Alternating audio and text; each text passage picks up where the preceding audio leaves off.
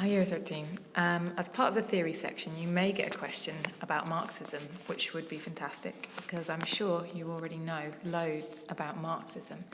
So on your PowerPoint, please can you annotate everything that you know about Marxism, as many of the key terms and as many of the key sociologists you might know. One of the ways of developing your analysis is by identifying the similarities with other theories, as well as differences.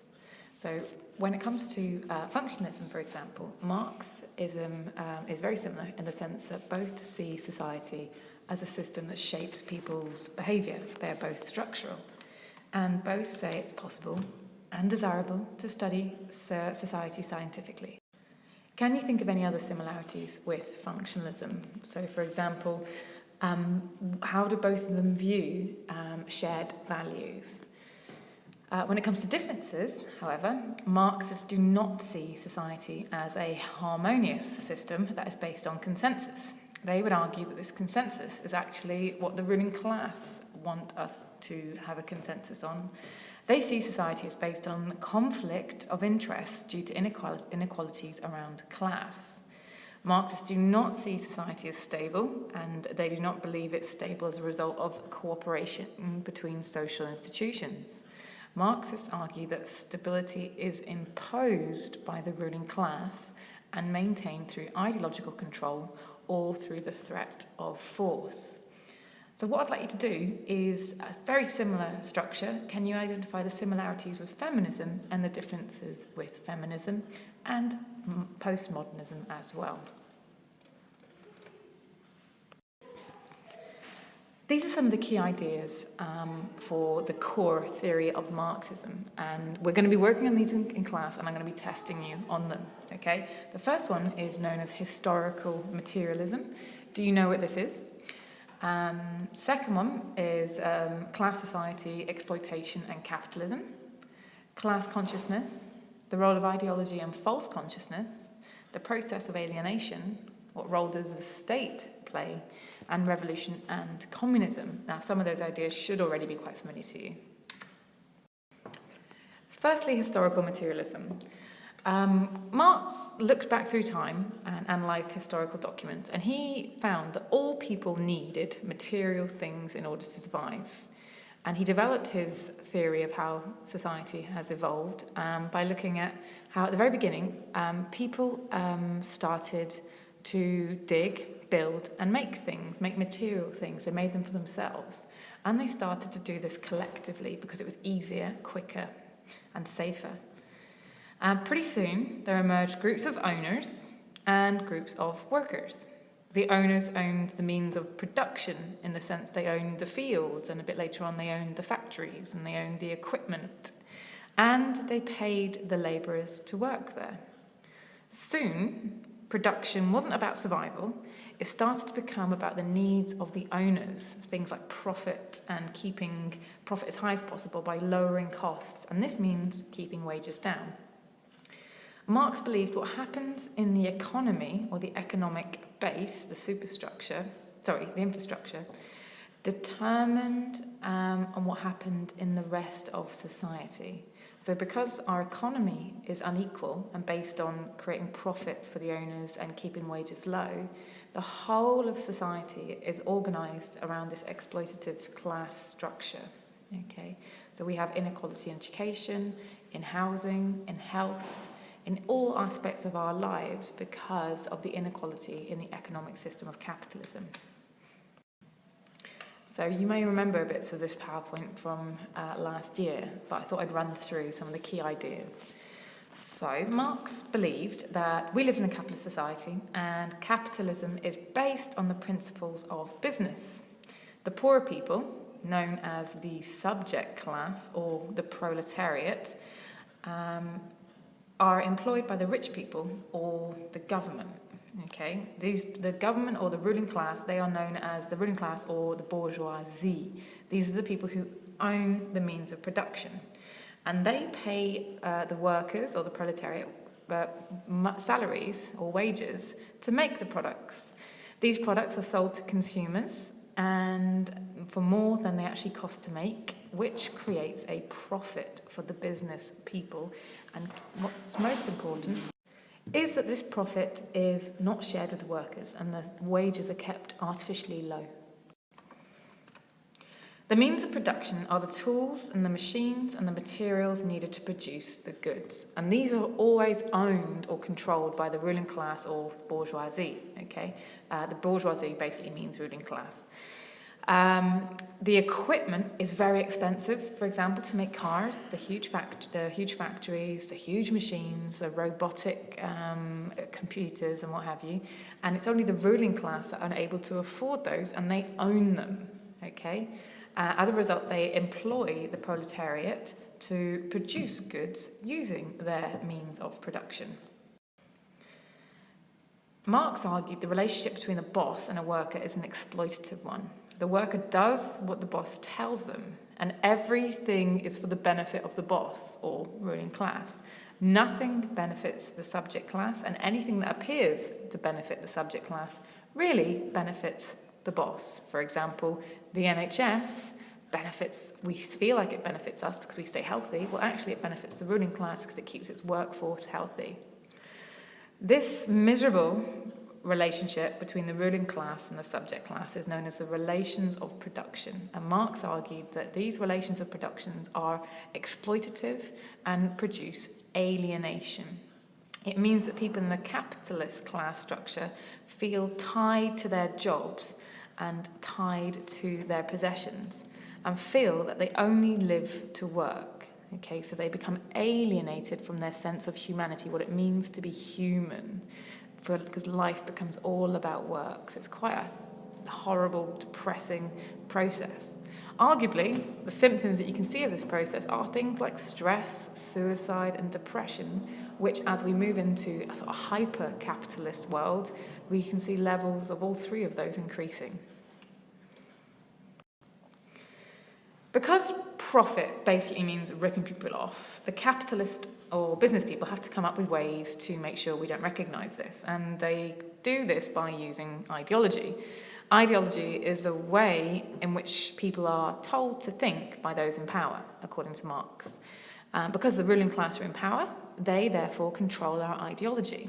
And they do this in a range of ways and convince us that capitalism is normal and fair, even though it blatantly isn't. We don't let this happen as such, okay?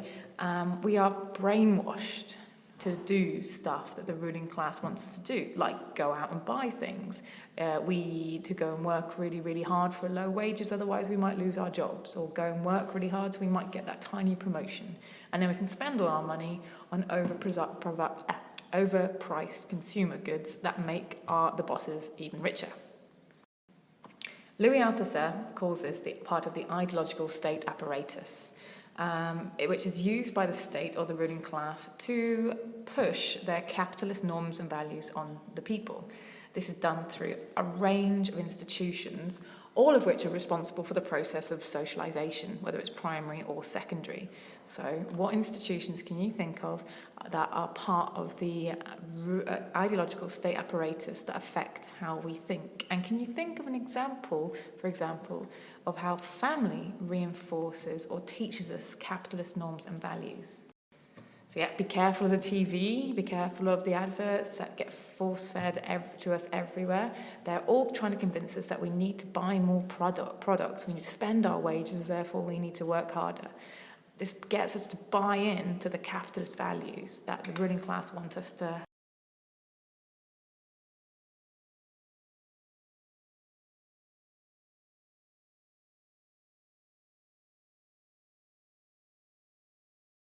Okay, this is what's known as false class consciousness.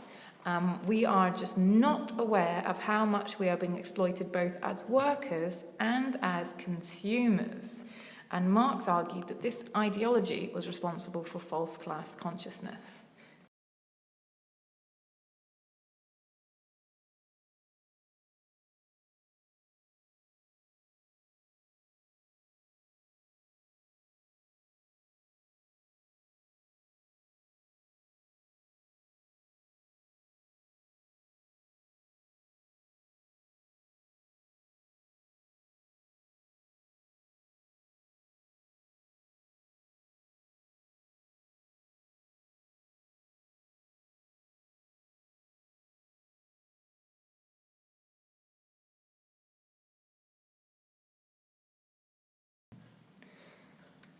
Perhaps you recognise this image or remember it.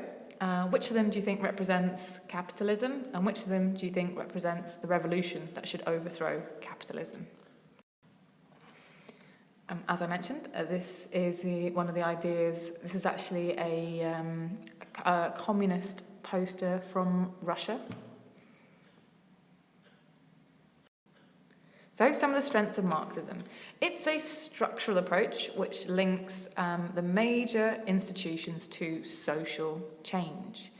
For any of its weaknesses, Marxism has been a major influence on sociology. Okay, and the emphasis on the importance of the economy has been the most important institution in society, unlike functionalism, who argue that all institutions are equally important. Marxism has also been enormously influential in economic terms in countries such as Russia, China, and Vietnam and Cuba. Another strength is that he explains how inequality can bring about social change through increased awareness of the real class consciousness. So the more we feel inequality, the more unequal society becomes, which arguably it is right now. He believed that the inequality would reach a breaking point where the workers would not be able to tolerate their inequality and the lack of wealth that they had compared to the very rich, and this would lead to the revolution. However, there are plenty of weaknesses in Marxism as well. Functionalists are critical that Marxism is overemphasises the amount of conflict in society, as they believe that there is harmony and the shared values produce social order, and this is a good thing. Many have argued that Marx is seen as economically deterministic, the idea that everything revolves around money, and he ignores the positive functions of many institutions such as the family. Feminists would argue that classic Marxism has ignored the role of women in society.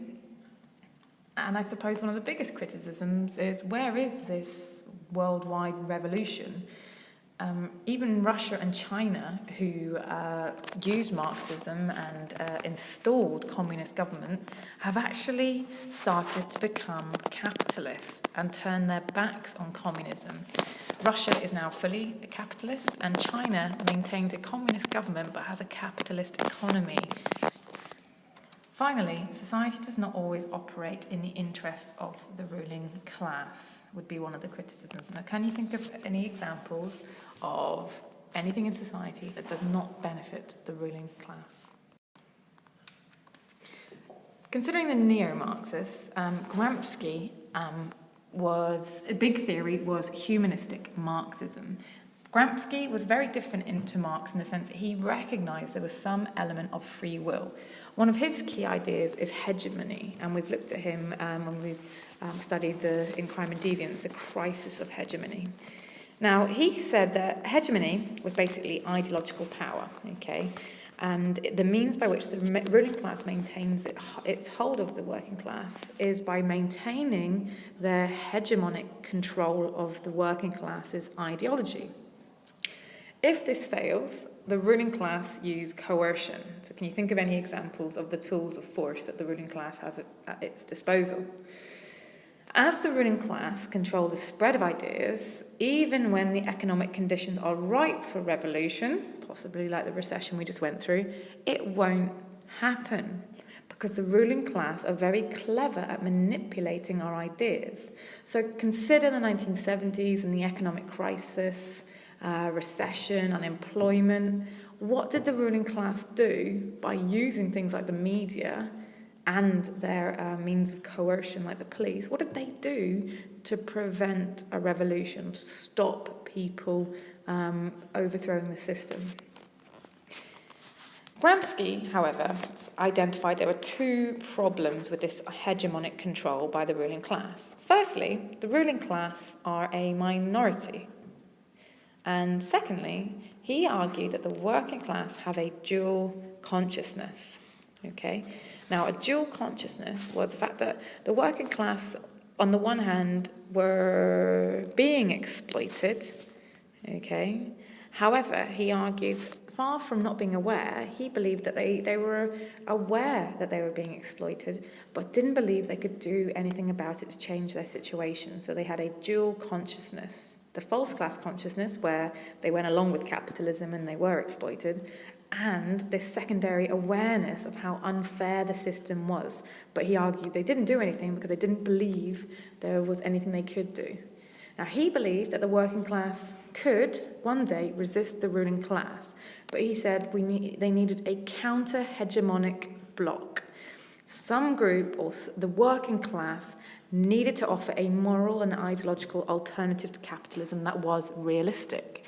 Now, at the moment, we've got plenty of movements that challenge capitalism, like the Occupy movement, the Green movement, and plenty of other ones like environmentalism and possibly branches of socialism, but they're not unified enough. They don't form this hegemonic bloc, okay, that's necessary for the working class to say, we don't want capitalism, we choose this alternative.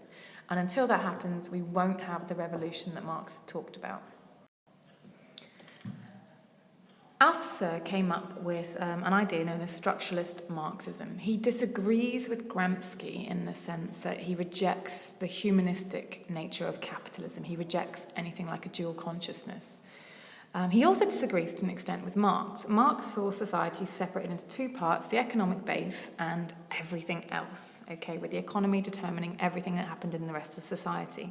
Now, Althusser said, yes, the economy is very, very important, particularly in a capitalist society. However, he said, as well as the economic level, which is all of those things that are used to produce material goods, the things that we need to survive, we also have a political level, and we also have an ideological level. Now, he said, whereas the economy will influence the other levels, okay, he believed that the state was responsible for also the political and ideological structures in society as well. And he said, without the state controlling people ideologically and politically to cover up the suppression of capitalism and to keep people in a false class consciousness so they didn't want to overthrow the government, the state, or the capitalist system, without the two other structures in society, capitalism itself would break down and not be able to function. So he argued that all three structures were important and they had a degree of independence from each other, something known as relative autonomy. Now, if you look at page 231 in your textbook, box 4.2, can you try and draw a diagram to demonstrate his idea of relative autonomy of those three structural levels? So the state had two main tools at its disposal. One we've talked about before, the ideological state apparatus, and the second one, the repressive state apparatus. Okay. Here are a couple of the AO2 points for Gramsci and Althusser. Okay, for Gramsci, he arguably underestimated the role of state coercion and economic factors such as poverty. So they may well be aware of their exploitation, but at the end of the day, there is nothing the working class can do to prevent their exploitation because of the lack of choice. And the idea that they can join Greenpeace and they can join Occupy London or what have you is actually an illusion of resistance because those groups are actually predominantly very, very weak. A little bit like Paul Willis's study when those working class boys believed they were resisting the control of the school, when actually they were just preparing themselves for a capitalist workplace. Althusser, on the other hand, his theory is overwhelmingly negative, and it discourages political activism as he doesn't leave any room for freedom of choice or action. He is very deterministic, and he ignores how active struggles of the working class can change society, or how groups of people can overthrow their rulers and change their society. So you might want to consider some of the states that have gone through revolutions, like Iran, Cuba, Russia possibly, and maybe even China to some extent, even though it's worth mentioning that China and Russia have both moved away from communism more recently. Thanks, Year 13.